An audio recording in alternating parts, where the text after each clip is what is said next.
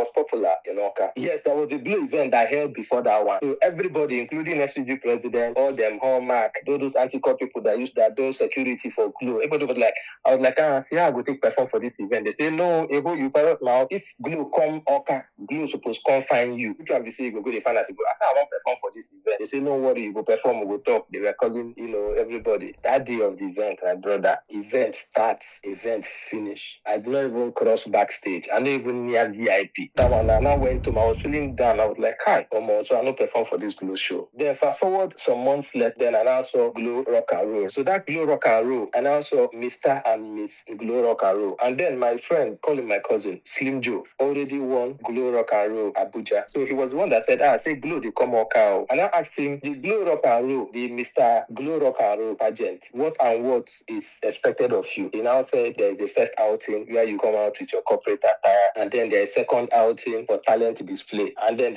I say, no worry, I don't want to know what third outing, fourth outing, and fifth outing is. As long as there is a particular one that you're coming out for talent display. So I now went and now applied for Mr. Glow Rock and Roll. When I started the audition, I passed the audition. Because on the audition, they will ask you, the audition was strictly your talent. So when I came, I said I'm a comedian. And they were like, okay, crack us up. And I did one or two jokes. Everybody bust laughed. They say you on the beat. So they now added me too. So but me, I was not going for Glow Rock and Roll for the contest. I was like, if this is opportunity I will have to perform before that crowd, I will go for it. Then we went for the Glow Rock and Roll. So the first outing when I came out, and everybody was like, I know the Parrot man be that. You say na Parrot man. They say no Parrot man, it's na Parrot man. People were like, Parrot man, no, they do beauty pageant now.